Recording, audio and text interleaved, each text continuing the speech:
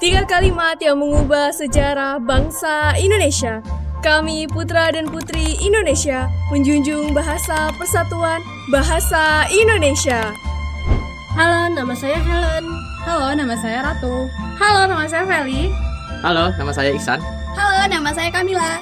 Dan halo, nama saya Farah. Kenapa ya bahasa Indonesia itu berasal dari bahasa Melayu, bukan dari bahasa Jawa yang lebih banyak penuturnya di Indonesia? Bahasa Melayu sudah menjadi bahasa penghubung di seluruh Nusantara sejak abad ke-7. Bukti tertua ada di prasasti Kedukan Bukit tahun 683 Masehi, peninggalan kerajaan Sriwijaya di Palembang. Oh, jadi bahasa Melayu itu jatuhnya lebih netral ya, karena memang sudah menjadi bahasa penghubung sejak zaman dulu. Jadi ibaratnya bahasa Melayu itu bukan punya satu suku saja. Tepat. Itulah mengapa pada 28 Oktober 1928, para pemuda dari Jong Java, Jong Sinet Rembon, Jong Ambon, semua suku, semua daerah bersatu dalam Sumpah Pemuda dan memilih bahasa Indonesia sebagai bahasa persatuan. Tidak ada satu suku pun yang merasa kalah, karena bahasa Indonesia adalah pilihan untuk persatuan.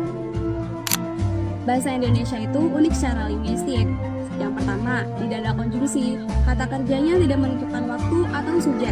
Seperti kata pergi, itu tetap menjadi pergi, tinggal ditambah kata kemarin atau besok. Wah, makanya bahasa Indonesia itu lebih mudah dipelajari oleh penutur asing ya. Betul. Nah, yang kedua itu sistem imbuhannya yang kaya. Seperti kata ajar, kita bisa bentuk menjadi kata mengajar, pengajar, dan lain-lain. Nah, yang ketiga itu bahasanya diserap dari bahasa Arab, Inggris, Belanda, hingga Portugis. Semuanya kita serap dan kita bakukan. Nah, soal ejaan itu dulu tuh ada yang aneh, seperti kata cinta yang ditulis TJINTA dan umur yang ditulis OEEMOOER. Nah, kira-kira kapan ya ejaan itu berubah? Nah, ejaan itu terus disempurnakan. Van Ophuijsen tahun 1901, ejaan Suwanji tahun 1947, lalu EYD tahun 1977 yang menyatukan ejaan Indonesia serta Malaysia. Ya, pada tahun 2016 muncullah PUEBI, pedoman umum ejaan bahasa Indonesia yang berlaku hingga sekarang. Di era digital, bahasa Indonesia menghadapi dua sisi sekaligus. Tantangan yang paling terasa adalah campur kode, yaitu penggunaan bahasa Indonesia dengan bahasa asing. Contohnya seperti gua literally gak relate sama vibes-nya. Tanpa sadar, dia menggunakan dua bahasa sekaligus. Wah, itu persis seperti yang teman-teman saya tulis setiap hari.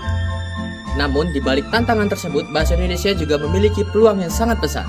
Badan Bahasa terus aktif mengembangkan dan menciptakan padanan kata baru agar bahasa Indonesia tetap relevan di tengah perkembangan zaman.